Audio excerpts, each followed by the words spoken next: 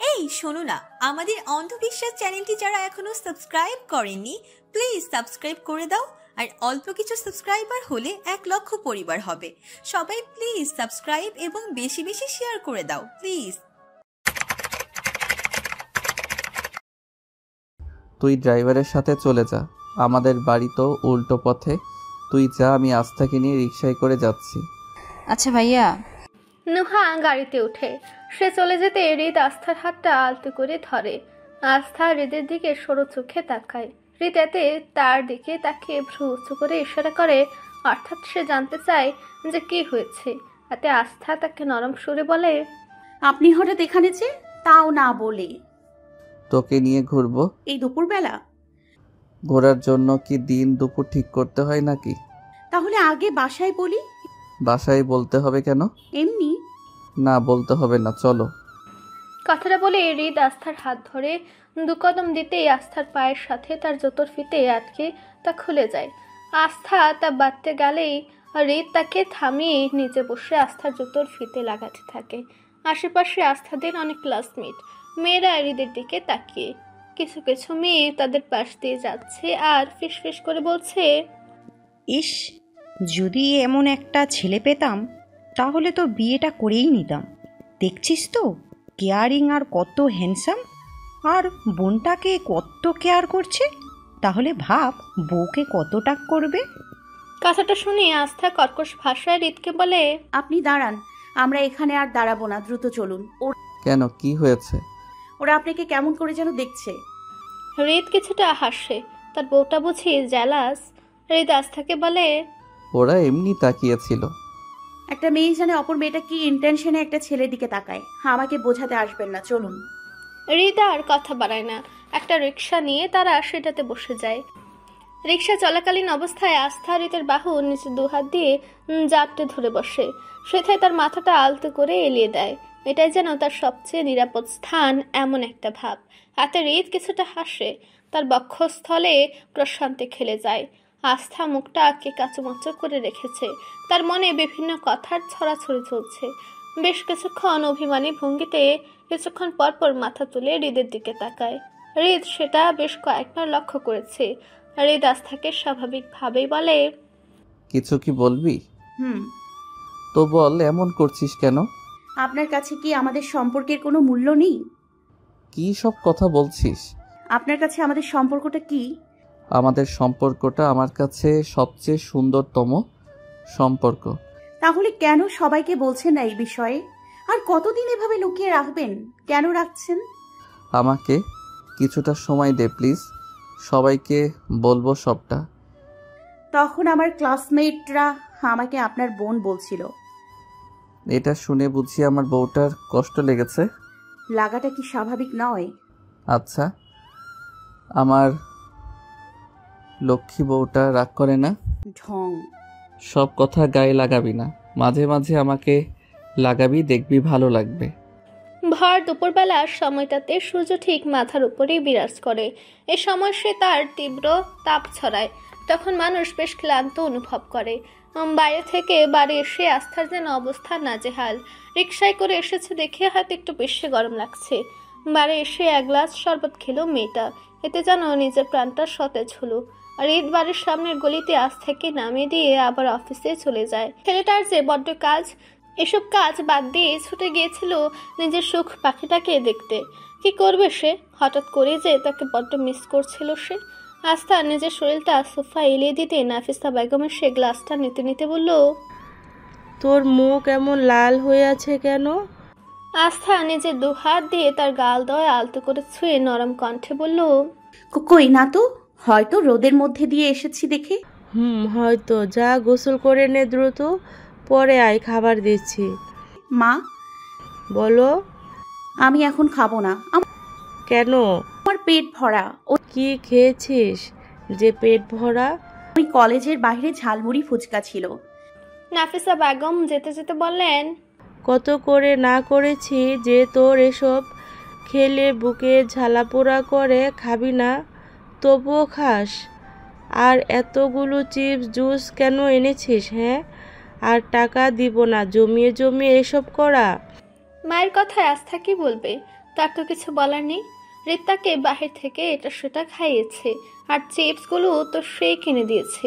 একটু থেমে নাফিসা বেগম আবার বলে, যা গিয়ে ফ্রেশ হয়ে নে, আর আয় দ্রুত, খাবি না খেলে আবার তোর পেট ব্যথা করবে। কেন যে বাহিরের জিনিস খাস? যা জলদি যা। মায়ের কথা মতো আস্থাও নিজের রুমে চলে যায়। ম্যাক নিজের রুমের বারান্দাটায় দাঁড়িয়ে ছিল। একটু আগে সেও গোসল করে বের হয়েছে। তার ভেজা চুলগুলো দিয়ে টিপ টিপ করে বাড়ি ধারা ঝরে পড়ছে মেঝেতে। হঠাৎ করে কেউ তাকে পেছন থেকে জাপটে জড়িয়ে ধরলো। একটা মেয়ে বয়সে যতই বড় হোক না কেন, পুরুষালী স্পর্শে প্রতিটা মেয়ে কেঁপে ওঠে। ম্যাঘও তার ব্যতিক্রম নয়। হঠাৎ পুরুষালী স্পর্শ পেতে মেয়েটা কেঁপে উঠল কিছুটা। পেছন থেকে জোরে ধরা পুরুষটা কিছুটা মুচকি হেসে তার ঘাড়ে নাক ঘষে বলল, আমার বউটাকে তো ভেজে চলে বেশ আকর্ষণীয় লাগে। উফ, এসব কথায় মেঘের লজ্জা লাগে না বুঝি? লাগে তো। এই লোকটা এসব কথা কেন বলে? এই প্রশ্নটা ম্যাক করতে যাবে তখনই তার মনে হলো যে এখন তো মাত্র দুপুর, আজ এত তাড়াতাড়ি চলে আসলো কেন? কিছু কি হয়েছে নাকি? ম্যাক বেশ বিচলিত হলো। দ্রুত রিজওয়ানের দিকে ঘুরে দাঁড়ালো। রিজওয়ানের পুরো শরীরটাকে সে তার চোখ বোলালো। কোথাও লেগেছে কিনা তা পর্যবেক্ষণ করলো কিছুটা সময়। না, কোথাও তো লাগেনি। তাহলে এত জলদি বাসায় কেন? ম্যাক সময় ব্যয় না করে রিজওয়ানকে বলল, আজ এত জলদি বাসায়? আমার আশাটা বুঝি ভালো লাগেনি? আপনি সব সময় এটা কেন বলেন? আমি কি বলছি তা? তাহলে কেন? কি মনে করে বলো এটা? আমি তো ভাবি আপনার আবার কিছু হয়েছে নাকি। আপনি তো অফিস টাইম ছাড়া আসেন না, তাই। আচ্ছা, তার মানে আমার জন্য টেনশন হয় তোমার, তাই তো? হ্যাঁ, হবে না। কেন এত টেনশন হয় আমার জন্য? এবার আর ম্যাক কিছু বলতে পারে না। এই লোকটার জন্য কেন এত টেনশন করে এটা তো সে নিজেও জানে না। হয়তো সে তার স্বামী, তাই হয়তো তাদের তো সম্পর্কটা এখন দুটি মনের সম্পর্ক হয়ে গেছে, তাই হয়তো মনে টানটাই অনুভব করে সে। আসলে রিজওয়ানের আজ ঘাড়ে অসম্ভব ব্যথা করছিল সকাল থেকেই, তাই কাজও মন দিয়েই করতে পারছিল না। তাই রাফসান সাহেব ওকে বলেছে আজ যেন ও চলে যায়, তারাই আজ সবটা সামলে নিবে। তাই রিজওয়ানও চলে আসে। দুপুরবেলা আজ রিজওয়ান থাকায় তার ভাবেরা বেশ খুশি হয়েছে। সবাই আজ একসাথে বসেছে খেতে। সবাই বেশ মজা করে আজ দুপুরের খাবারটা খেলো। খাবার শেষ হতে যে যার মতো নিজ কক্ষে চলে যায়। আস্থা যেতে নিলেই নাফিসা বেগম বলে, আস্থা শোনো, বলো মা। আজ তোর মামা বাড়ি থেকে ফোন এসেছিল। তোর কথা সবাই জিজ্ঞেস করলো। শাকিল তো তোর কথা অনেক বলছিল। উনি কেন আমার কথা বলবে? আচ্ছা শোনো, আমি ওকে তোর ফোন নাম্বারটা দিয়েছি। ফোন দিলে কথা বলিস কেমন? এখন সময়টা দুপুর পেরিয়ে প্রায় বিকেল। নুহান দুপুরে খাবার খেয়ে নিজের রুমে গিয়ে যে ঘুমিয়েছে, এখনো ওঠেনি মেয়েটা। তাই তার মা রাবেয়া বেগম মেয়ের রুমে গিয়ে মেয়ের মাথার কাছটায় বসে আলতো করে মেয়ের মাথায় হাত বুলিয়ে দিতে থাকে। এতে নুহা যেন আরো ঘুমে মত্ত হতে থাকে। এটা বুঝতে পেরে রাবেয়া বেগম মেয়েকে নরম সুরে ধীরে ধীরে ডাকতে থাকে, নুহা, এই নুহা, বিকেল হয়ে যাচ্ছে, ওঠ মা। আর একটু ঘুমাই? না মা, উঠে পড়, ছাদে গিয়ে ফুল গাছগুলোকে পানি দিয়ে যা। আমার আজ ইচ্ছে করছে না সিঁড়ি বেয়ে উঠতে। মায়ের এমন করে বলায় নুহার কিছুটা খারাপ লাগলো। তার মায়ে বেশিরভাগ সময় ফুল গাছে পানি দেয়, তাকে বলেও না। নুহা ইচ্ছে করে তার মার সাথে যায়, কিন্তু আজ হয়তো তার মায়ের শরীরটা ভালো লাগছে না, তাই তাকে যেতে বলেছে। এটা ভেবেই নুহার খারাপ লাগলো। তাই সে এবার নিচ থেকে উঠে পড়লো। হালকা হাসি দিয়ে মাকে জড়িয়ে ধরে আদরে গলায় বলল, এই তো লক্ষ্মী মা আমার, আমি এক্ষুনি যাচ্ছি। মেয়ের কথায় রাবেয়া বেগমও কিছুটা হেসে বলেন, আচ্ছা আমার মা, যাও পানি দিয়ে দ্রুত এসো, আমি চা বানাচ্ছি। আচ্ছা আম্মু। রাবেয়া বেগম যেতে নুহা উঠে একটু ফ্রেশ হয়ে নেয়, তারপর ছাদে চলে যায়। যাওয়ার সময় বালিশের নিচ থেকে নিজের ফোনটাও নিয়ে যায়। ভাবে গাছে পানি দিতে দিতে আস্থা ও আফরার সাথেও কথা বলে নেবে। তারাও যে এখন তাদের বাড়ির ছাদে গাছগুলোতে পানি দিচ্ছে এটা সে জানে। নুহা ছাদে এসে ফোনের পাশের বাটনটাতে চাপ দেয়। ফোনে আলোটা জ্বলতে এসে হৃদয় উঁচু করে তাকিয়ে থাকে। অপরিচিত একটা নাম্বার থেকে বেশ কয়েকবার তার ফোন এসেছে। নুহাকে নিহান ও আফরা আস্থা ছাড়া কেউ ফোন দেয় না। বাহির থাকলে হয়তো তার মা তাকে ফোন দেয়। তাছাড়া তার মামারা চাচারা ফোন করলে তার মায়ের ফোনেই কল করে। তাহলে ফোনটা করলো কে? এত কিছু ভাবার সময় নেই নুহার কাছে। ভাবতে তার মাথাটা অনেক খাটাতে হবে। তাই ভাবে বাদ দিয়ে নুহার সিদ্ধান্ত নিল সে নাম্বারটায় একটা কল করে দেখুক কে সে যে তাকে এতবার ফোন করছে। বেশ কয়েকবার ফোন বাজার পর ফোনটা রিসিভ হলো। অপর পাশ থেকে একটা আকর্ষণীয় পুরুষালী কণ্ঠ ভেসে আসলো। হ্যালো। জি, আসসালামু আলাইকুম। ওয়ালাইকুম সালাম। জি, কে আপনি? চিনে না অযথা ফোন করে বসলেন?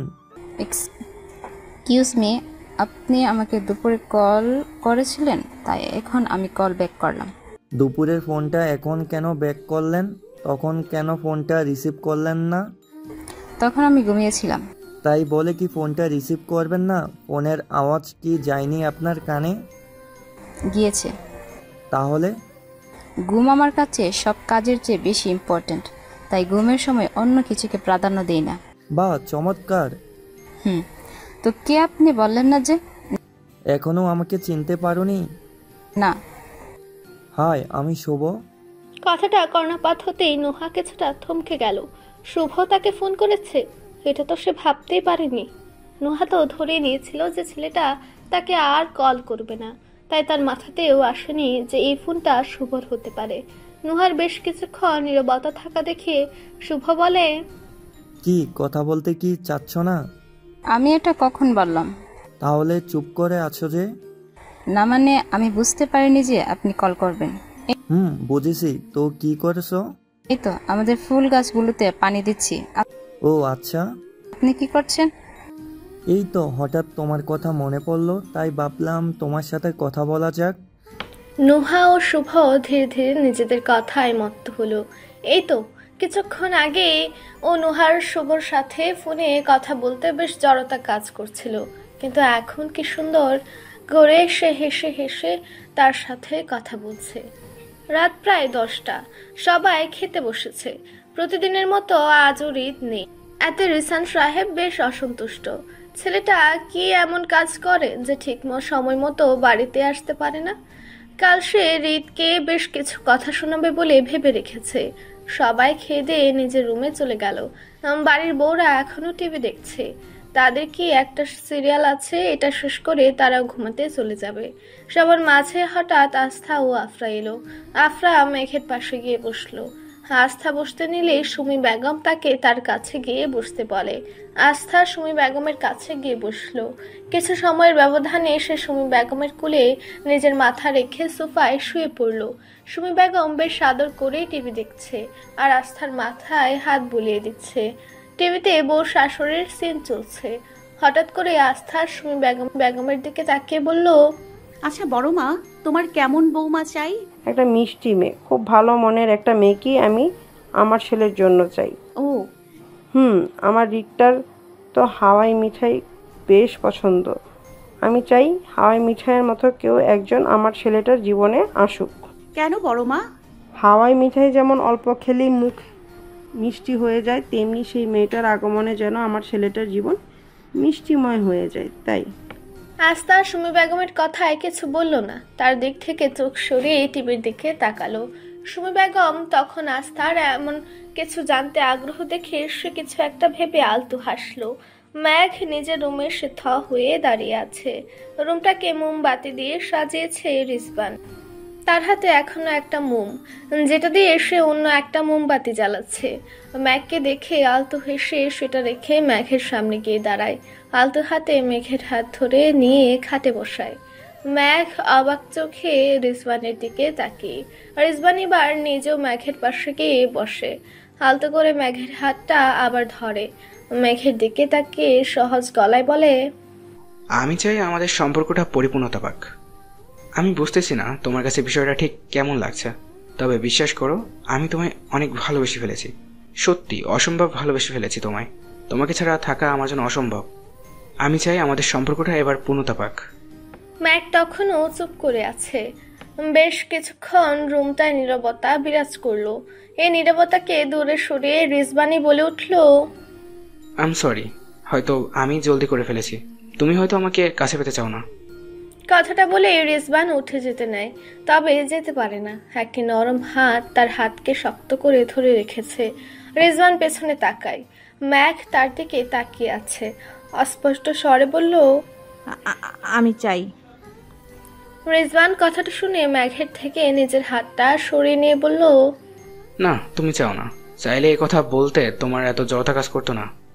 কথাটা বলে রিজওয়ান সামনের দিকে যেতে নেয়। তখনই ম্যাঘ দাঁড়িয়ে রিজওয়ানকে পেছন দিক থেকে জড়িয়ে ধরে, শক্ত করে জড়িয়ে ধরে। মিনমিন করে বলে, আমি মেয়ে মানুষ, এসব বলতে বুঝি লজ্জা কাজ করে না আমার? মেঘের কথায় রিজওয়ান কিছুটা মুচকি হাসে। সামনে ফিরে ম্যাককে শক্ত করে জড়িয়ে ধরে। কিছুটা সময় জড়িয়ে ধরে ম্যাককে হঠাৎ করেই পাজা কুলিয়ে নিয়ে নেয়।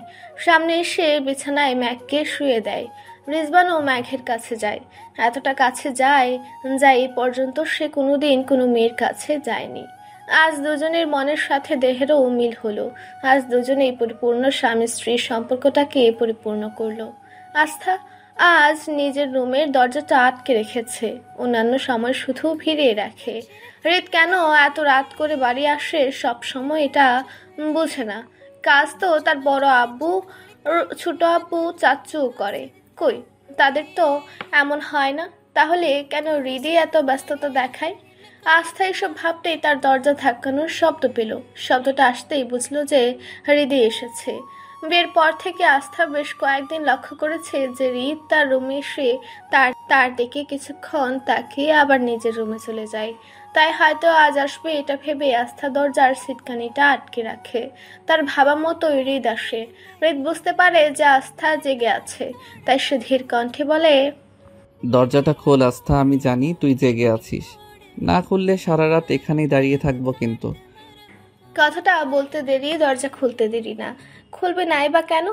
আস্থা তো জানে ছেলেটা এমন করতেও পারে, তাই দরজাটা খুলে দেয়। হৃদ দ্রুত রুমের ভেতর ঢুকে আস্থাকে জড়িয়ে ধরে, মাথায় আলতো করে চুমু দেয়। অতঃপর বলে, বলেছি না আমি তোকে জড়িয়ে ধরলে তুইও ধরবি, নয়তো তোকে ফিল করতে পারি না আমি। না, বাঁধবো না, ছাড়ুন আপনি আমাকে। কেন? আমি আপনার উপর অভিমান করে আছি। হৃদ আস্থাকে ছেড়ে ওর থুতনি ধরে মুখটা নিজের দিকে তুলে বলে, কেন, আমি কি করেছি বউ?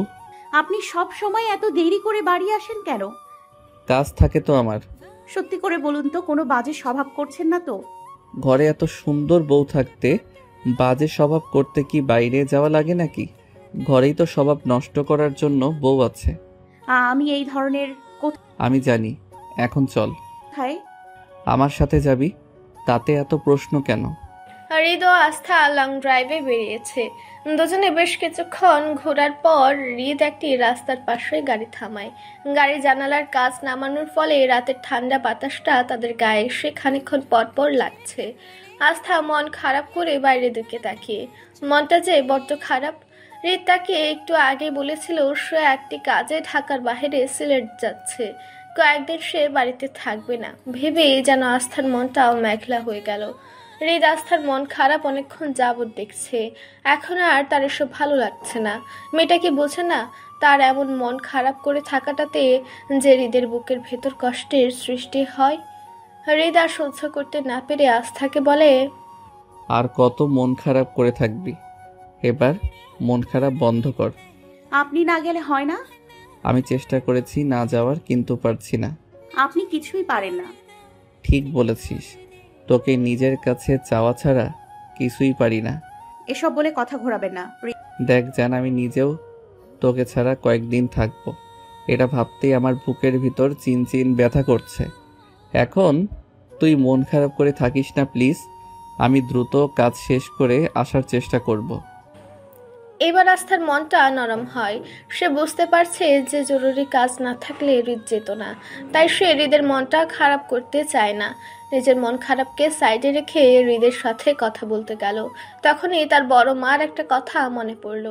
আস্থা সেটাই হৃদকে জিজ্ঞেস করলো, ভাই, হুম, আমি কি আপনার জীবনের হাওয়াই মিঠাই? হুম হুম। হৃদের কথায় আস্থার মনটা আবার খারাপ হলো। তাহলে কি সে হৃদকে খুশি রাখতে পারবে না? আস্থার মন খারাপ দেখে হৃদ এবার কিছুটা শব্দহীনভাবে হাসলো। আস্থাকে বলল, তুই হাওয়াই মিঠাই না, তুই চিনি। যে কিনা হাজারো হাওয়াই মিঠাইকে জন্ম দেয়। কথাটা বলি আস্থাকে হ্যাচকে টান দিয়ে আস্থার সিট থেকে নিজের সিটে নিয়ে আসে। নিজের উরুর উপর আস্থাকে বসায়, অতঃপর আস্থার ঘাড়ে চুমু দেয়। এ চুমু যেন ধীরে ধীরে দীর্ঘস্থায়ী হতে থাকে। আস্থা হৃদকে নিজের দুহাত দিয়ে সরিয়ে হাপিত্যের সুরে বলে, কেউ দেখে ফেলবে, ছাড়ুন আমায়। হৃদ গাড়ি জানালার কাজ তুলে দিতে দিতে বলে, গাড়ির কাজ উঠানো থাকলে বাইরে থেকে কিছু দেখা যায় না, কাছে আয় আমার। কথাটা বলে আস্থাকে নিজের কাছে নিয়ে আসে, তাকে শক্ত করে জড়িয়ে ধরে, অতঃপর আস্থার উষ্ঠদয়ে নিজের পুরুষালী উষ্ঠদয় গুজে দেয়। সকাল সকাল আজ সুমি বেগম উঠে গেছে, রান্নাঘরে গিয়ে রান্না শুরু করে দিয়েছে। আজ তার ছেলেটা সিলেট যাবে। কাল রাতে শুনতে পেয়েছে সে, রাফসান সাহেব তাকে জানিয়েছে। এতে সুমি বেগম বেশ রাগান্বিত রিসান সাহেবের উপর। তিনি ছেলেটাকে পাঠাচ্ছেন, অথচ বাড়িতে একবার জানানোর প্রয়োজন বোধটুকু করেননি। ছেলের পছন্দের বেশ কয়েকটি খাবার রান্না করেছেন সুমি বেগম। নাফিসা বেগম এসে দেখে রান্নার প্রয়োজনীয় জিনিস সব সুমি বেগম গুছিয়ে নিয়েছে। কয়েকটা খাবারের রান্না প্রায় শেষের দিকে। এটা দেখে নাফিসা বেগম সুমি বেগমকে বলে, আজকে সব কিছু এত দ্রুত রান্না করেছো যে, আর দেখছি সবই হৃদের পছন্দের। ছেলেটা আজ সিলেট যাবে। কি হলো, কেন যাবে? তোমার বড় ভাই পাঠাচ্ছে অফিসের কোনো কাজে। ও উনি গেলেই তো আমার ছেলেটাকে কেন পাঠাচ্ছে? আমার ছেলে তো এখন ওনার অফিসে কাজও করছে না। নাফিসা বেগম মুচকি হেসে সুমি বেগমকে বলে, ভাই পারলে তো উনি যেত। তাছাড়া আমাদের হৃদ অনেক দায়িত্বশীল, সব কাজ সে ঠিক মতো করে। যেই ক্লায়েন্টের সাথে দেখা করতে যাচ্ছে সে খুব আধুনিক চিন্তাশীল মানুষ, তার কাজটা হৃদই ভালো বুঝবে বলে মনে করেই ওকে পাঠাচ্ছে। তুমি এত কিছু কিভাবে জানো? আস্থার আব্বু কালকে রাতে বলল, তবে আজই যে যাবে সেটা বলেনি। ও মেঘ যে এখনো আসলো না। বুঝতেছি না, ও তো সবার আগে উঠে, কিন্তু আজ কেন যেন এখনো আসলো না। নাফিসা বেগম আর কথা না বাড়িয়ে সুমি বেগমের সাথে কাজ করতে লাগলো। দুজনে রান্না করতে করতে একে অপরকে সাহায্য করছে। সুমি বেগমের মনটা বেশ খারাপ হবে নাই বা কেন? ছেলেটা তার কতগুলো বছর বাড়িতে ছিল না, এখন এসেছে, তাই সে এক মুহূর্তের জন্য চায় না যে ছেলেটা বাড়ির বাইরে থাকুক। আস্থা হঠাৎ ঘুমের মধ্যে তার চুলে কারো স্পর্শে টের পেল। সে বুঝতে পারছে যে কে তার চুলে হাত বুলাচ্ছে। ঘুমু ঘুমু চোখ করে তাকাতেই দেখে তার ভাবা সে কাঙ্ক্ষিত লোকটাই তাকে এক হাত দিয়ে জড়িয়ে ধরে আছে এবং অপর হাত দিয়ে তার চুলের মধ্যেও হাত বুলাচ্ছে। আস্থা ঘুমু ঘুমু অবস্থায় খেয়াল করলো সে হৃদের উপর হাত শোয়া, তার দু হাত দিয়ে নিজের স্বামী নামক পুরুষটাকে জড়িয়ে ধরে আছে। তার যেন এক অদ্ভুত অনুভূতি হৃদয় জুড়ে খেলে গেল। পরক্ষণই মনে পড়ল কাল রাতের কথা। সাথে সাথে মেয়েটার মনটা আবার খারাপ হয়ে গেল। মুখ ফুলিয়ে হৃদকে ছেড়ে বসে পড়ল। হৃদ আস্থার আরো পাচরণে কিছুটা হাসলো। তার বউটা আবার তার উপর অভিমান করেছে। কাল রাতে আস্থা অনেক কাকুতি মিনতি করেছে হৃদকে সে যেন না যায়, কিন্তু হৃদ উল্টো আস্থাকে বুঝিয়েছে যে তার যাওয়াটা কতটা জরুরি। তাছাড়া তার বাবা না বললে হয়তো সে যেত না, কিন্তু যেহেতু তার বাবার ইচ্ছে সে যাক, তাদের এই কাজটা তার ছেলে সামলাক, সেখানে হৃদ চাইলেও না করতে পারত না। তাই বাবার আদেশকে মেনে বউকে বুঝিয়েছে যেন সে কষ্ট না পায়। আস্থা অন্যদিকে ঘুরে মুখ ফুলিয়ে বসে আছে। হৃদ আলগোছে তাকে কাছে টেনে নেয়, দুহাত দিয়ে আস্থার গাল দুটো আলতো পরশে চেপে ধরে, তার ললাটে গভীর স্পর্শ করে। আস্থাকে নিজের বুকের সাথে মিশিয়ে বলে, জান, রাগ করে না প্লিজ, আমি যত দ্রুত সম্ভব তোর কাছে ফিরে আসব। যদি না যাওয়ার কোনো অপশন থাকতো তাহলে কখনোই যেতাম না। একটু বোঝ আমায়। এতগুলো বছর আপনি দূরে ছিলেন, এখন আবার যাচ্ছেন। এবার তো মাত্র কয়েকটা দিন জান পাখি। তাহলে বলুন কবে আসবেন? কাজটা শেষ হলেই আসবো। না, এভাবে না, আমাকে নির্দিষ্ট দিন বলুন। 7 দিন লাগবে। এতদিন? আরও বেশি লাগবে, কিন্তু তোর জন্য আমি সব 7 দিনের মধ্যেই শেষ করে চলে আসবো। সত্যি? গিয়ে ফোন দেবেন, ভুলে যাবেন না যেন। তোকে কি ভোলা যায়? যায় না বুঝি? না। কেন? আমার আত্মা তোর নামে লেখা, আত্মসমর্পণ করেছি নিজেকে তোর কাছে। সেই কবে থেকে তুই আমার, শুধুই আমার, আর নিজের জিনিসকে নিশ্চয়ই ভোলা যায় না। হৃদ এবার খাট থেকে নেমে দাঁড়ালো, তার সাথে আস্থাও দাঁড়ালো। হৃদ নিজের 2 হাত দিয়ে আস্থার এলোমেলো চুলগুলো ঠিক করে দিয়ে বলল, ফ্রেশ হয়ে নে, নিচে আয়, একসাথে নাস্তা করব, লেট করবি না। আস্থা কাচুমাচু মুখ করে বলল, আসছি। হৃদ চলে যেতে নিল। দরজার সামনে এসে আবার পেছন ফিরে আস্থার কাছে চলে আসলো। তার কপালে আবার এক গভীর স্পর্শ করে নিজের রুমে চলে গেল দ্রুত। মেঘ রান্নাঘরে এসে দেখে নাফিসা ও সুমি বেগম প্রায় সব কাজ শেষ করে ফেলেছে। এতে মেঘ কিছুটা বিব্রতিকর পরিস্থিতিতে পড়ে যায়। মনে মনে সে নিজেকেই বলছে, ইস, আজকে দেরি হয়ে গেল, কি একটা অবস্থা। এখন যদি কেউ কিছু বলে আমি তো মনে হয় লজ্জাতেই মরে যাব। মেঘকে এসে চুপচাপ দাঁড়িয়ে থাকতে দেখে নাফিসা বেগম বললেন, কি রে মেঘ, এখানে দাঁড়িয়ে কেন? না, এমনি। পাশ থেকে সুমি বেগম বলল, আজ যে দেরি হয়ে গেল। না না না, মানে আসলে থাক, আর কিছু বলতে হবে না। রুমে গিয়ে রিজভানকে ডেকে নিয়ে আসো, নাস্তা রেডি, ওরাও আসবে এখনই হয়তো। তুমি গিয়ে ওকে আসতে বলো, যাও। আমার উপর কি রেগে? ম্যাককে পুরো কথা শেষ করতে না দিয়ে সুমি ও নাফিসা বেগম একত্রে বলে উঠল, কি সব কথা এগুলো? একটু থেমে সুমি বেগম বলল, অনেক সময় হতেই পারে, এতে রাগ করার কিছু নেই। তাছাড়া এখানে সব শেষ। শরীর খারাপ থাকলে এমনটা মাঝে মাঝেই হয়, এটা কোনো বড় ব্যাপার না। যাও, রিজওয়ানকে ডাকো, গিয়ে দেখো উঠেছে কিনা। ম্যাগ আর কিছু বলল না, মাথা নিচু করে চলে যায়। ম্যাঘ চলে যেতে সুমি বেগম ও নাফিসা বেগম ঠোঁট চেপে মুচকি হাসে। তারা ম্যাঘের দেরি হওয়ার কাহিনীটা ইতিমধ্যে ধরে ফেলেছে। না বোঝারও কিছু ছিল না। ম্যাঘের ঘাড়ের কালচে দাগগুলো ইতিমধ্যে তাদের চোখে পড়ে গেছে, তাই বুঝতে আর বাকি নেই। বেশ গভীর ঘুমে মত্ত নুহা। সকালের ঘুমটা তার খুব পছন্দের। নুহার মতে সকালে যে মধুর ঘুমটা আসে তা সারা রাতও আসে না। তার এই ঘুমটাতে ব্যাঘাত ঘটল হুট করে। বালিশের নিচে রাখা ফোনটা হঠাৎ করে বেজে উঠল। বেশ কিছুক্ষণ বাজার পর একরাশ বিরক্তি নিয়ে হালকা করে চোখ খুলে ফোনটা রিসিভ করতেই নুহা অপর পাশ থেকে শুনল, এখনো ঘুমাচ্ছ? কে? কি কে মানে? এই মেয়ে নাম্বার কি সেভ করনি আমার? এবার নুহা পুরোপুরি চোখ খুলল। শোয়া থেকে উঠে বসলো মেয়েটা। ফোনের স্ক্রিনে তাকাতেই শুভর নামটা ভেসে উঠল। কিছুটা থতমত খেলো। এই সময় কেন ফোন করলো? কোনো কিছুর কি প্রয়োজন? কিন্তু তার কাছে আবার কিসের প্রয়োজন? আবার কিছু হলো নাকি? এসব কথা ভাবতেই কিছুটা সময় চলে গেল, কিন্তু কিছুই বুঝে উঠতে পারল না নুহা। তাই সে আর সময় নষ্ট না করে শুভকে বলল, আপনি এই সময় ফোন করলেন যে? তোমাকে ফোন করতে সময় দেখে ফোন করতে হবে বুঝি? না, আমি তা বলিনি, তবে হঠাৎ এই সময় তাই। আজকে কলেজে যাবে?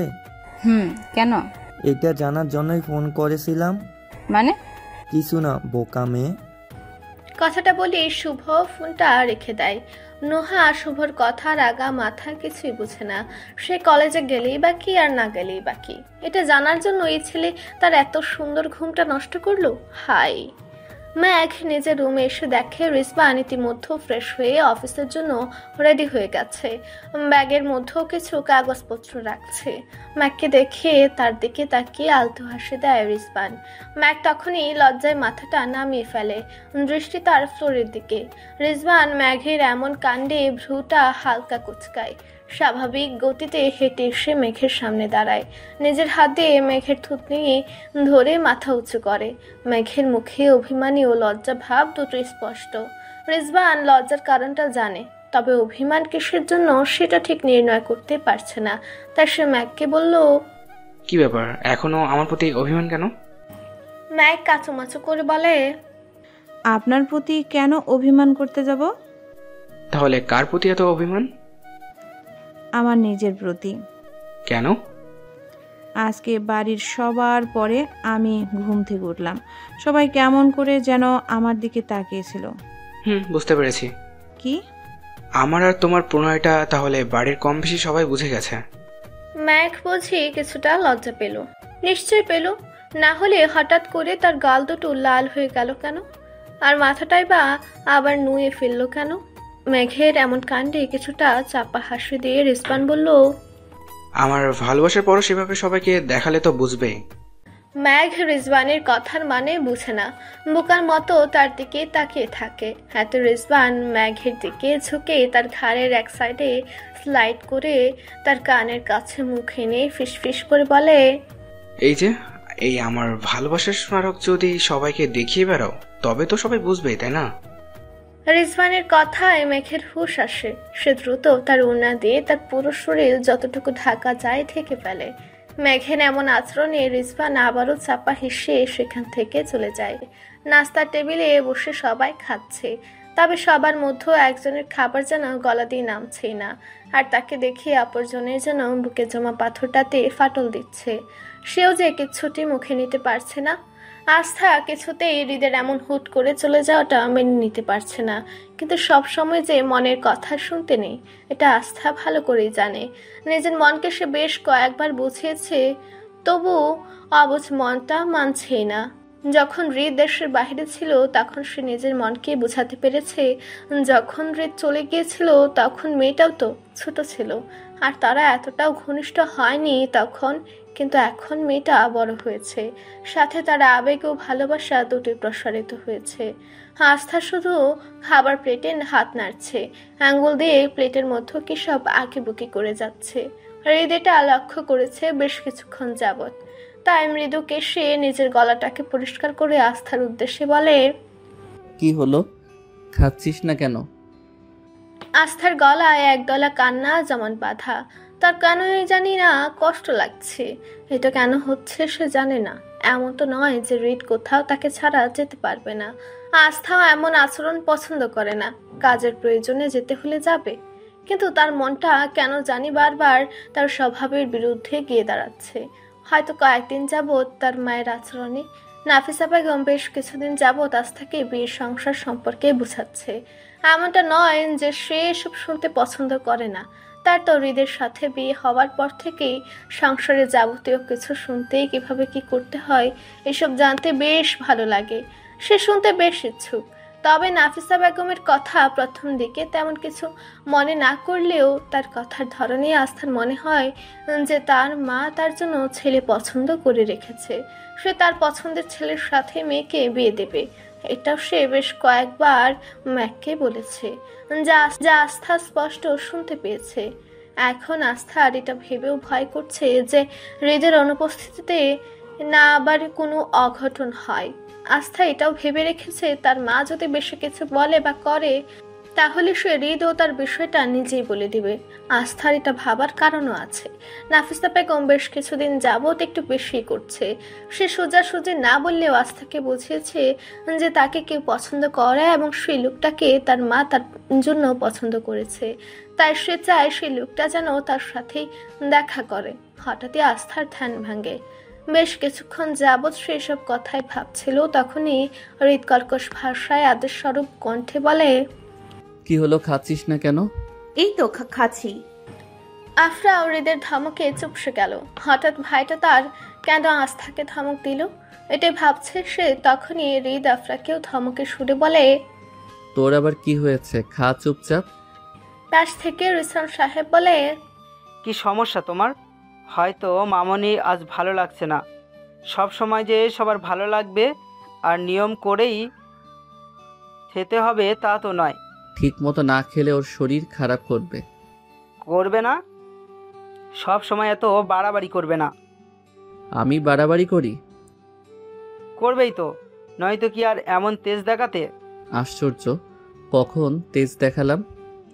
না দেখালে যাচ্ছে যে, এটাও বললে না আর কোনো কিছু জানালেও না। আবার এখন তো ঠিক মতো কথাও বলছো না। যেতে ইচ্ছে না করলে সরাসরি বলে দাও যে তোমাদের অফিসের কাজ আমি করতে পারবো না, শেষ। কিন্তু তা না করে তেজ দেখিয়ে যাচ্ছ আর বাসায় ছোটদের সাথে দুর্ব্যবহার করছো। কি বলছো যা তা? আমি যা তা বলছি না। আমি যেতে না চাইলে কেউ আমাকে জোর করে পাঠাতে পারতো না, এটা তুমিও ভালো করে জানো। তুমি কি? পাশ থেকে সুমি বেগম বলল, তোমরা কেন এমন করছো দুজনে? আর তুমি ছেলেটা আমার কয়েকদিনের জন্য বের হচ্ছে, ওর সাথে ঝামেলা না করলে হয় না তোমার? আমি ঝামেলা করি? হ্যাঁ, তুমিই করছো। ঠিক আছে, আমি আর কথাই বলবো না। হ্যাঁ রে, তোরা জলদি খা, কলেজে যাবি না? বড় মা, আমার শরীরটা ভালো লাগে না, প্রচণ্ড মাথা ব্যথা করছে, আজ যাব না। কথাটা বলে আস্থা চেয়ার ছেড়ে নিজের রুমে চলে যায়। আস্থা যাওয়ার দিকে সবাই স্বাভাবিকভাবে তাকালেও রাফসান সাহেব একটু অন্য দৃষ্টিতেই তাকিয়েছিলেন। নাস্তা করে নিজের রুমে বসে আছে আস্থা। পাশের রুমে রিদ রেডি হচ্ছে। আস্থা আর কিছুই ভালো লাগছে না। যেহেতু কলেজে যেতে ইচ্ছে করছিল না, তাই বাড়িতে মিথ্যে বলে বাড়িতেই থেকে গেল। কিন্তু এখন সে সময় পার করবে কি করে তাই বুঝতে পারছিল না। হঠাৎই আস্থার মনে হলো পড়তে বসি, যেহেতু কলেজ নেই তাই পড়তে বসলেই হয়তো তার সময়টা কাটবে। আজ আর তাকে এই পড়ার টেবিল থেকে কেউ উঠাতে পারবে না। আস্থা ভেবে নিয়েছে রিত চলে গেলে সেই পড়ার টেবিল থেকে উঠবে। এই লোকটার যাওয়ার সময় সে দেখা করবে না। কেন করবে? তাকে তো সে না করেছিল, চাইলেই তার চাচ্চুকে পাঠাতে পারত সে।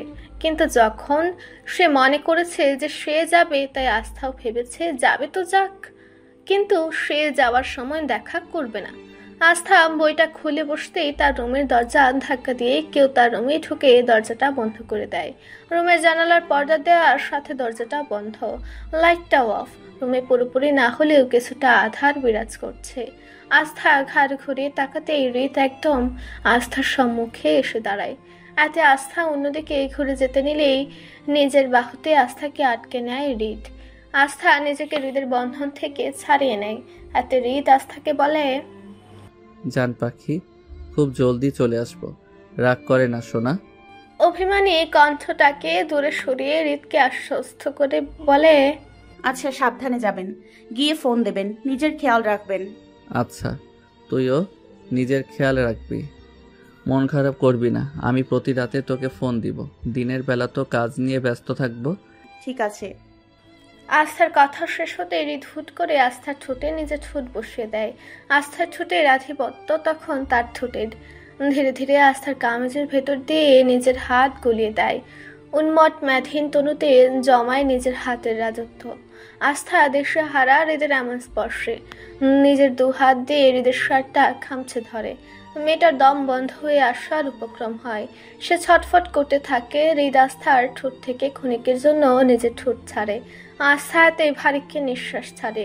হৃদ আস্থাকে ফিসফিস করে বলে, এত ছটফট করিস না প্লিজ, আর একটু। আস্থা মাথা তুলে হৃদের দিকে তাকায়। হৃদ আবারও ফিসফিস করে আস্থাকে বলে, ছটফট করে না জান। কথাটা বলে আস্থার ঠোঁটে নিজের ঠোঁট বসিয়ে দেয়। আস্থার ঠোঁটের ভাঁজে আবারও রাজত্ব করে হৃদের অধর। হৃদ আগেও আস্থার ঠোঁটে চুমু দিয়েছে, তবে এবারেরটা বেশ আলাদা। এই ঠোঁটের স্পর্শ উদ্বিগ্ন, অস্থির, অতি তৃষ্ণার্থ। হৃদের এমন স্পর্শ তার হাতের বেসামাল ছোঁয়ায় বেশ টালমাটাল অবস্থা আস্থার। সেও নিজের হুঁশে নেই।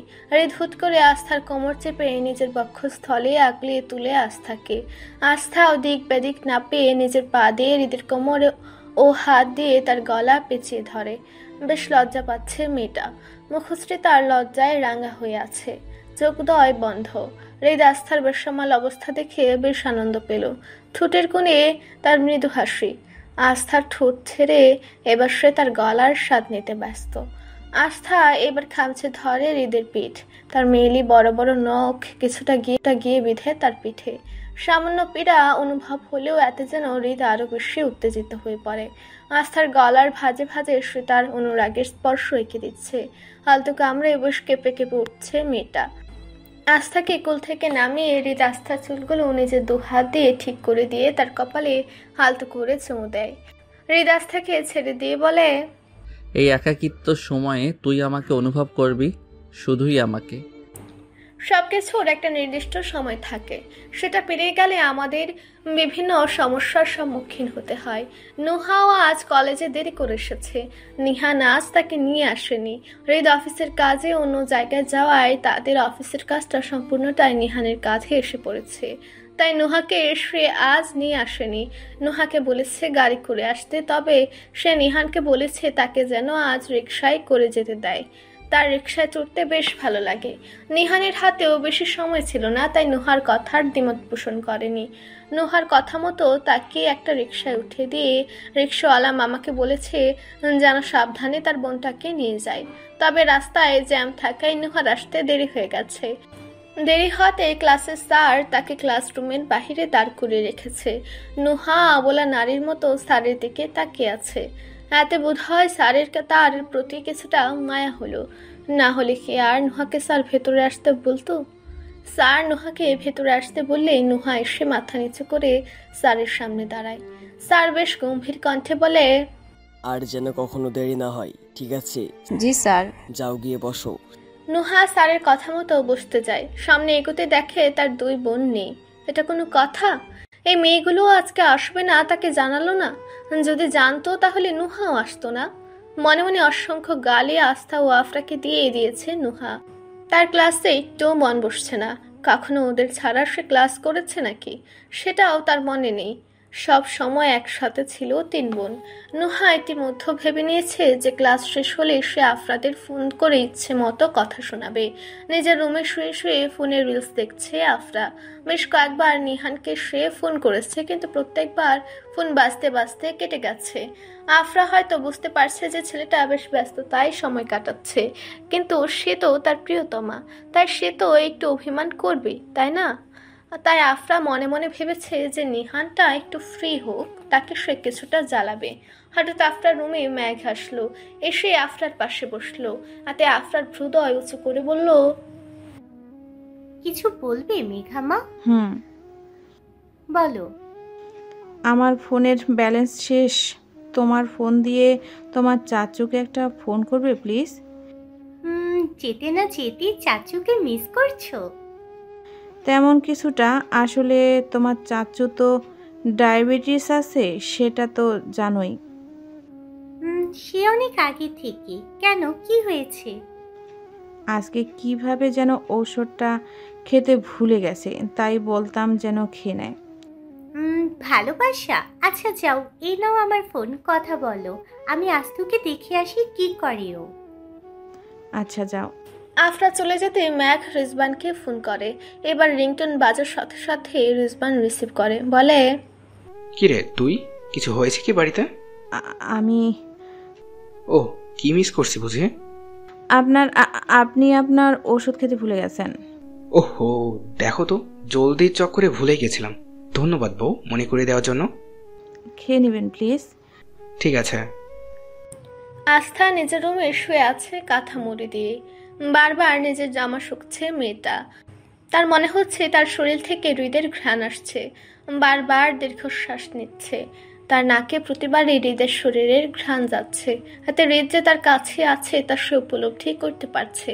অসম্ভব ভালোবাসে মেয়েটা তার স্বামী নামক পুরুষটাকে। মাত্র কয়েকদিনের ভালোবাসা না, সেই বহু বছর আগে থেকে মেয়েটা তাকে ভালোবাসে, তবে কখনো সাহস করে বলা হয়নি। বিয়ের পর হৃদের তার প্রতি এত যত্ন, এত এত খেয়াল রাখা, সব কিছু দেখে আস্থা ভেবেছিল যে সে তাকে ভালোবাসে এটা বলবে।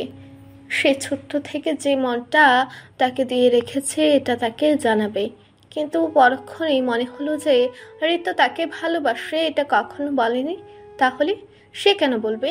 ছেলেদেরই তো আগে বলতে হয়, তাই না? তাহলে হৃদ কেন বলে না? তাহলে কি হৃদ তাকে ভালোবাসে না? এটা দুইবার আস্থার মনে হয়েছিল, তারপর আর কখনো মনে হয়নি। কারণ যে দুবার তার এই কথাটা মনে হয়েছিল সে দুবারই হৃদ তার সাথে বাজে আচরণ করেছে। কিন্তু পরবর্তীতে হৃদের এমন আচরণের কারণটাও সে জেনেছে। তারপর থেকে কখনো আর মনে হয়নি, হবেই বা কেন। ঋতু তার প্রতিটা কাজে, তার প্রতিটা সমস্যার পাশে ছিল। সব সময় তাকে সব কিছু থেকে আগলে রেখেছে। যে ছেলে এত যত্ন করে, যার সব ব্যাপারে সে খেয়াল রাখে, সে ভালোবাসে না, এটা কি মানা যায়? যায় না। তাই আস্থাও মেনে নিয়েছে যে হৃদ তাকে ভালোবাসে, অসম্ভব ভালোবাসে। শুয়ে শুয়ে নিজের শরীর থেকে হৃদের ঘ্রাণ নিতে নিতে হুট করে আস্থার দুই নেত্র থেকে লোনা দুফুটে উদক গড়িয়ে পড়ল। নিজের মনে মনে বিড়বিড় করে অস্পষ্ট কণ্ঠে বলল, আপনি না থেকেও আমার পাশে আছেন। আপনাকে দেখতে পারছি না, ছুতে পারছি না, তবু আপনি আমাতেই মিশে আছেন। দূরে থেকেও আমার অনুভবে বিরাজ করছেন। এ কেমন ভালোবাসায় বেঁধে রেখেছেন আমায়। নিজের মনের কথা মনে রেখে 2 হাত দিয়ে নিজের আখি যুগল মুছে নিল। তখনই তার রুমে আফরা প্রবেশ করলো। আফরা জানে মেয়েটার আজ মন খারাপ, তার মনের আকাশে রাত সূর্যের উদয় হয়নি, তাই তার মনটাকে তো ভালো করতে হবে। আফরা জানে আজ কিছুতেই এই মেয়ের মন ভালো করা যাবে না, কারণ তার ভাইটাকে যে সে বড্ড বেশি ভালোবাসে। দুজনে একসাথে বড় হয়েছে, একে অপরের মনের খবর তাদের জানা, সবকিছু একে অপরকে শেয়ার করে এসেছে, একে অপরের স্বভাব সম্পর্কেও তাদের জানা। তাই আফরা তো ওইটা শিওর যে তার মন ভালো হবে না, তবে চেষ্টা করলে কিছুটা খারাপ লাগানো তো কমানোই যাবে। আফরা এসে খাটের এক সাইডে বসে, ধীরে ধীরে শোয়া হয়ে পেছন থেকে আস্থাকে জড়িয়ে ধরে ভালোবাসা মিশ্রিত কণ্ঠে বলে, আমার ভাবিটার বুঝি মন খারাপ? কি রে, কথা বলছিস না কেন? একদম নাটক করবি না, আমি জানি তুই ঘুমোসনি, একটু আগেই তো উঠলি, এখন কি ঘুমাবি? তুই এখন ঘুমাবি এটা আমাকে বুঝাতে চাচ্ছিস? দেখ, ভালো লাগছে না, এখন যা, পরে কথা বলবো। কোনো পরে কথা হবে না, তুই ওঠ, আজ যেহেতু কলেজে যাইনি তাই আজ সারাদিন ফান করব। আস্থা চাপা স্বরে বলল, আমার এখন মজা করার একদমই মুড নেই, প্লিজ আমাকে ছেড়ে দে, তুই তোর মতো আজকের দিনটা এনজয় কর। আফরা একটু অভিমানী কণ্ঠে বলল, থাক বাদ দে, সকাল সকালই তুই মুডটা নষ্ট করে দিলি। আস্থা জিজ্ঞাসা সুরে বলল, এখন তুই কি নিয়ে মজা করবি বল? সেটা জানি না, তবে আয় আমার রুমে চল, মেঘামাও আছে, একসাথে গল্প করব। বিশ্বাস কর বোন, আমার এখন একটু শুয়ে থাকতে ইচ্ছে করছে। তুই যা, মেঘা মায়ের সাথে গল্প কর, আমি কিছুক্ষণ পরেই আসছি। আফরা বুঝতে পারছেন যে আস্থার হয়তো সত্যি ভালো লাগছে না, তাই এমন করছে, আর ভালো না লাগাটাও স্বাভাবিক, তাই সে বেশি ঝামেলা করলো না, নিঃশব্দে বের হয়ে গেল। দ্বীপ্রহরে হর্ষমা মাথা বরাবর বিরাজ করছে, তার তাপ প্রখরভাবে সে তনুতে লাগছে। গরমে একাকার অবস্থা নুহার, ঘেমে মেয়েটার অবস্থা একেবারে নাজেহাল। কলেজ থেকে বের হয়ে কিছুটা পথ হাঁটলে রিক্সা পাওয়া যায়, তাই সে কিছু না ভেবে হাঁটা শুরু করে দিয়েছে। নিহান বলেছিল গাড়ি পাঠাবে, কিন্তু নুহাই বাড়াবাড়ি করেছে, সে বলেছে রিক্সাতে যাবে। নিহানেরও কাজ ছিল, তাই আর বেশি কিছুই বলেনি। তাছাড়া নুহার প্রায় এমন ইচ্ছে হয়, নুহা ভাবছে ফোন করে বকলে তার মনের কষ্টটা মিটবে না, তাই আজ সে এখনই মামার বাড়ির উদ্দেশ্যে রওনা হবে। কিছুটা হাঁটার পরে নুহার মনে হলো একটু কিছু খাওয়া দরকার তার। সামনে একটা দোকান, সেখানে গিয়ে একটা চিপস আর একটা জুস কিনে বের হলো। জুসটা খেতে খেতে হাঁটতে লাগলো। একটু সামনে আসতেই নুহা দাঁড়িয়ে গেল। শুভ ঠিক তার একটু সামনেই দাঁড়িয়ে আছে, নিজের হাতের ঘড়িটার দিকে বারবার চোখ বুলাচ্ছে ছেলেটা। দেখেই বোঝা যাচ্ছে কারোর জন্য অপেক্ষা করছে সে। নুহার বুঝি মন খারাপ হলো, হবে নাই বা কেন? সে শুভকে কিছুটা পছন্দ করে, এটা সে এই কয়েকদিনে বেশ উপলব্ধি করতে পেরেছে। মনটা খারাপ করে সামনে দিয়ে হাঁটা শুরু করলো নুহা। তবে শুভর কাছাকাছি পৌঁছানোর আগেই একটা রিক্সার দেখা মিলল। সে দ্রুত রিক্সায় উঠে বসে পড়ল। এটা কেমন করে যেন শুভর চোখের আড়াল হলো না। সে নুহাকে রিক্সায় উঠতে দেখে ফেলেছে, তাই সে দ্রুত সেখান থেকে এসে উপস্থিত হলো। নুহাকে রিক্সা থেকে নামালো, একটু গম্ভীর মুখে বলল, কি সমস্যা তোমার? আমাকে কি দেখোনি? দেখেছি। তাহলে চলে যাচ্ছিলে কেন? নুহা আমতা আমতা করে বলল, আমি ভাবলাম কারোর জন্য হয়তো অপেক্ষা করছেন, তাই ভাবলাম আপনাদের ডিস্টার্ব না করি। বুদ্ধুমে, যার জন্য অপেক্ষা করি সেই বলে অন্যর জন্য নাকি অপেক্ষা করেছি? মানে কিছু না, চলো আমার সাথে। অনেকক্ষণ যাবৎ এই প্রখর রোদে দাঁড়িয়ে আমার এখন কেমন যেন লাগছে। কোথায় যাব? শুভর কথার কোনো প্রতিক্রিয়া না করে নুহা হুট করে বলে ফেলল, আপনি যেথায় নিয়ে যাবেন আমি সাথে যেতে রাজি। দুপুরে নিচে খেতে যেতে একদম ইচ্ছে করছিল না আস্থার। আফরা জোড়াজুড়িতে তাকে যেতেই হলো। নাফিসা বেগম খেতে বসে আস্থার থেকে বারবার জানতে চেয়েছে তার কি কোনো কারণে মন খারাপ, কিছু কি হয়েছে। কিন্তু আস্থার যে সত্যি মনটা খারাপ এটা সে বলবে কি করে? এখন তো তার মন খারাপের পাশাপাশি টেনশনও হচ্ছে। রিতা সে সকালে বের হয়েছে, কিন্তু এখনো একবারও ফোন করেনি। আস্থাকে বলেছে যে সে রাতে ফোন করবে, কিন্তু তাই বলে কি বাড়ির কাউকে ফোন করবে না? খাবার শেষ করে আস্থা আবারও রুমে এসে বসে আছে। হৃদকে যে সে বড্ড মিস করছে। যদিও এই সময় ছেলেটা বাড়িতে থাকে না, তবে আস্থাকে সবসময় ফোন দিয়ে সে খেয়েছে কিনা, কে করছে, আসার সময় কিছু আনবে কিনা, এসব খবর নেই। আস্থা নিজের ফোনটা বের করে তার ও হৃদের কিছু ছবি দেখছে। দুজনের একার বিয়েতে বেশ অনেকগুলো ছবি একসাথে তুলেছে। হৃদের কিছু একা ছবিও তার ফোনে আছে। মাঝে মাঝে লুকিয়ে সে হৃদের ছবি তুলেছে, সেগুলোতে হাত বুলাচ্ছে। হৃদের কথা ভাবতে ভাবতে আস্থা কখন ঘুমিয়ে গেছে তার মনে নেই। ঘুম ভাঙতেই দেখে যে বিকেল হয়ে গেছে, তাই একটু ফ্রেশ হয়ে ছাদের এক কোণে বসে আছে। আকাশের সাদা তুলোর মতো কিছু মেঘ উড়ে বেড়াচ্ছে। কিছুক্ষণ পর পর পাখিরা সেথা দিয়ে উড়ে যাচ্ছে। খানিকক্ষণ পর পর গাছপালা নড়ে উঠছে, সাথে মৃদু নরম বাতাস বয়ে যাচ্ছে। অদ্ভুত অনুভূতি হচ্ছে আস্থার। প্রিয় মানুষটার সামান্য দূরত্ব সহ্য হচ্ছে না তার। তবে এটাই কি ভালোবাসা? হয়তো এটাই ভালোবাসা। আকাশ পানে চেয়ে দীর্ঘ নিঃশ্বাস ছেড়ে বিড়বিড় করে আস্থা বলল, আপনি আমার এক রাশ মুগ্ধতার নীল আকাশ হৃদ ভাই, যাকে আমি প্রতি ক্ষণে আমার বিষণ্ণতায় অনুভব করছি। কথাটা বলে আবারও বড় একটা শ্বাস ছাড়লো। তখনই ছাদে আসে আফরা, এসে আস্থার পাশে বসে। আস্থাকে বলে, কি করছিস ভাবি? ভাবিও ডাকছিস, আবার তুইও বলছিস?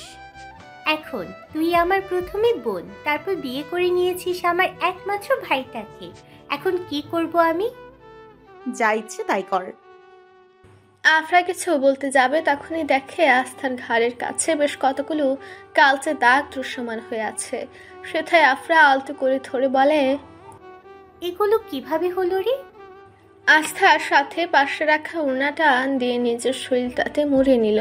আজ সারাদিন সেইভাবেই ছিল যাতে এই দাগগুলো কারো চোখে না পড়ে, কিন্তু এখন আফরাটা দেখে ফেলল। আফরার প্রশ্নে আস্থা লজ্জা পেল, মাথা নিচু করে বসে আছে, কিছু বলছে না, সে নির্বাক। আফরাও বোকার মতো প্রশ্ন করে নিজে এখন বোকা বনে বসে আছে। এমনটা যে হতে পারে এটা তার মাথাতেই আসেনি। এখন কথাটা ঠিক কিভাবে ঘোরাবে দুজনের কেউই বুঝতে পারছে না। আস্থায় হুট করে বলল, আজ সন্ধ্যায় আয়, আমরা মেহেদি দেই। আচ্ছা দিবনি। ঠিক আছে, তাহলে চল, গাছগুলোতে এখন পানি দেই। চল। দুবনি ফুল গাছে পানি দিচ্ছে। আফরাও তখনকার করা প্রশ্নে নিজেও কিছুটা লজ্জা পেয়েছে, তাই কিছুই বলছে না। আস্থা নিজে এখন আফরাকে ব্যাপারটা ভোলার জন্য এটা সেটা বলছে। আফরা হুট করে আস্থাকে বলে, আচ্ছা তুই ভাইয়ের বউ, এটা কাউকে যে জানাচ্ছিস না দুজনের কেউই, এটা কি ঠিক? এতে কি তুই সুখে আছিস বল? সুখ তো হচ্ছে মনের ব্যাপার। মনকে বোঝাতে পারলে সব অবস্থাতেই সুখে থাকা যায়। আমি মন থেকে তার সাথে সুখে আছি, তাই কারো না জানার বিষয়টা নিয়ে তেমন ভাবছি না। তাছাড়া উনিই বলবে সবাইকে, আমি যেন এই নিয়ে না ভাবি। তুই সুখে থাকলেই আমরা খুশি। আফরার কথায় আস্থা মৃদু হাসি দেয়। বোনের মুখে হাসি দেখে আফরাও একটু হেসে ফেলে, অতঃপর হুট করে বলে, একটা জিনিস কিন্তু খারাপ হলো আমার সাথে। কি?